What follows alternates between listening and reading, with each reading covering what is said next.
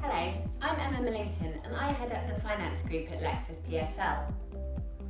If there's one thing financial institutions have shown they can be, it's adaptable. The last few years have seen banks grappling successfully with a succession of regulatory change projects, from MiFID II to ring fencing, as well as preparing for Brexit.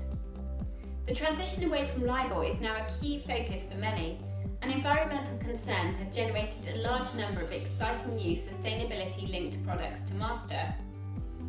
The COVID-19 crisis presents its own set of challenges for banks, but has hit a sector well used to dealing with change.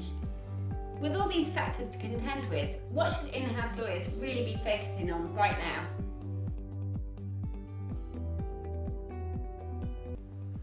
The pace and scope of regulatory change is likely to continue, if not accelerate, for the foreseeable future. Keeping on top of regulatory developments and understanding and managing the risks as well as the opportunities involved is a daunting task. Brexit continues to present significant challenges for regulatory lawyers in particular. They will need to understand how EU financial services legislation is onshored in the UK and keep track of how the EU and UK regimes diverge after the end of the implementation period. Financial institutions must also rise to the challenge of open banking and embrace new financial and regulatory technologies in the face of disruptive innovation.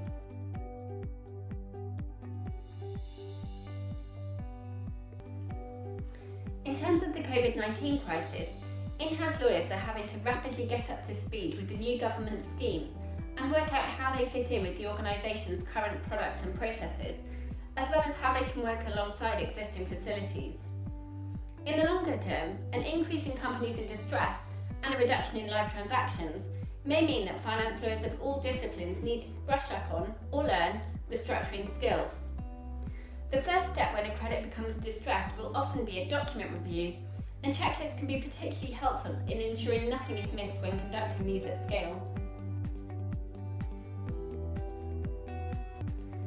LIBOR continues to be a key area of focus, with lawyers having to plan for a smooth transition away from LIBOR to risk-free rates.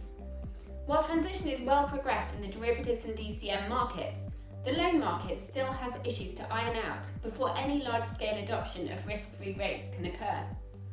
Timing was tight before the COVID-19 crisis hit, and the regulators have made it clear there will be no extension to the 2021 deadline. Now is the time for lending teams to make sure they fully understand their portfolios, including identifying the amendment provisions and consent thresholds for those loans maturing after 2021. Standard checklists of points to look for speed the process up. Cutting through the numerous consultations and reports on the topic and understanding where the market is at any given time will ensure teams are on the front foot when a market solution emerges.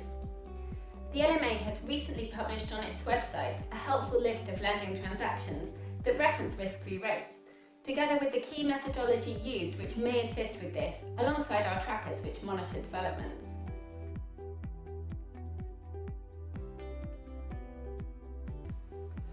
Given the scale of many LIBOR transition projects and the speed at which they will need to be executed, in-house teams may find that new AI technologies can assist with identifying affected contracts and even with producing first drafts of new documentation. The COVID-19 crisis is likely to accelerate use of technologies, both because of a renewed focus on costs and also to assist with execution challenges during an extended period of home working.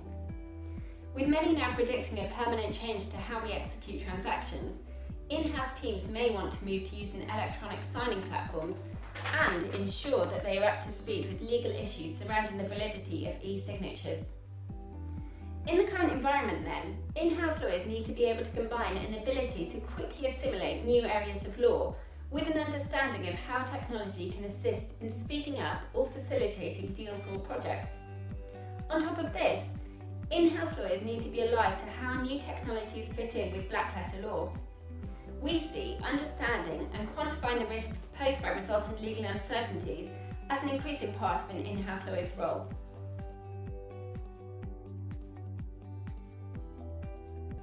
We have tailored LexisPSL to help in-house lawyers through the changes to come. Our trackers, news analysis, and curated daily and weekly alerts help keeping up to speed with developments easy, while our checklists and shorter focused practice notes provide quick and practical help for lawyers looking to advise on unfamiliar areas. We understand the risks and opportunities posed by technology and address tricky questions in our news analysis pieces written by experts and our large bank of Q&As.